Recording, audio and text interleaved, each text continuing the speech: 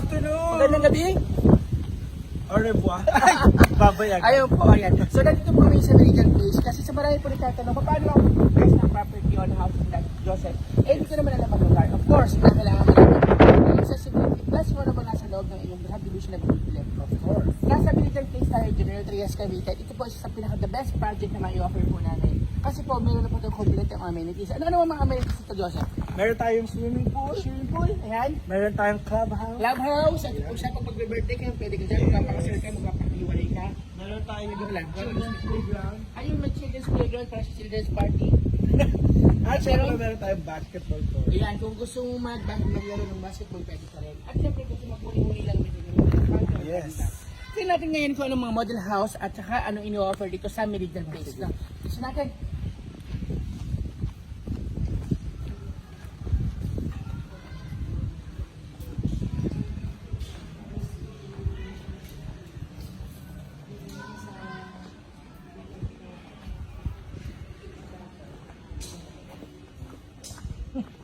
Ano oh? Ayan. So Joseph, ang ating ino-offer ditong mga house and lot ay ano?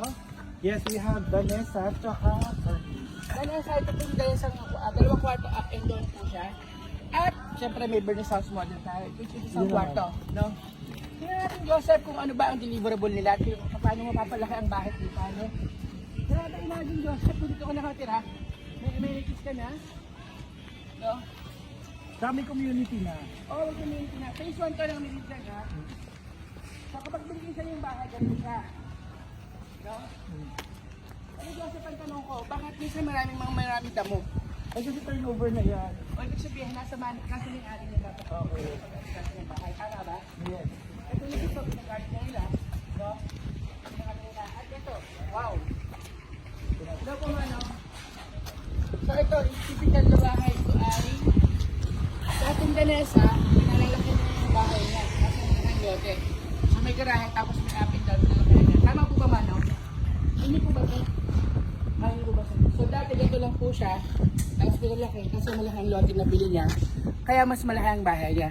Ang maganda lang po, hindi na nagdiba yung Danesa, in-expand na lang po dinikitan. Kasi po buhos tibay po ang paggagawa ng bahay ng Philinvest. So kung ikaw po yung nag-iisip na malaki ba siya, maliit ba siya, tingnan niyo po muna yung affordability. Kung kaya ng bulsa, then afterwards, pwede mo siyang mapa-expand. May promo ba tayo dito, Joseph? Meron tayo, kunyari gusto mo ng matira na agad. Kunyari ako, for example, sa Batangas ako, nasa lagta ng pagputok ng bulkan ng aking mga mahal sa buhay doon. Ay gusto ko nang mag-migrate. Ano na, pwede ba akong pera agad dito? May good news. Hey, good news! Dahil meron tayong RFO Pro. RFO. Ready for occupancy na yung unit mo. Mabayaran mo lang yung certain down payment. Oo. Tapos, extended pa dapat 6 months lang ang down Oo. payment. Ginagawa natin 12 months na yun. Promo natin yan. Yes. Kapag gusto ko magbigay lang ng 6% down, ng down payment. Kasi kung magbigay ako ng certain promo, 10% na total presyo, pwede na akong tumira. Yes. Tapos extended pa yung down payment ko. Yes. Oo, Balance ito po yung mo hanggang promo. 12 months pa. Sa mga naghahanap po ng bahay na gusto na natirahan dahil po gusto mag-migrate sa ibang lugar sa tulad ng Cavite kasi sa Lito, pwede po naman dyan kasi may ready for occupancy na po kami mga bahay at lupa plus 10% lang po na pwede na presyo ibigay po ninyo pagkatapos okay ng mga dokumento, pwede na po kayong congratulations sa mga gusto po mag-invest sa mga dyan. Kung di po nagmamadali, dati po 6 months ang gulong ng down payment, 12 months na po ngayon. Kung dati mga 18,000, 20,000, ngayon mga 13,000 pesos na lang po. At Sobrang ang good news, affordable na. magkano reservation fee? 5,000 pesos. 5,000 pesos lang po magkakaroon ng bahay pa dito sa General Trias Cavite. At nakita niyo mo siya gaano katahimik at gaano po kaganda ang lugar. So, kung gusto mo po mag-invest at magpunta sa safe at secure na lugar, Meridian Place to be.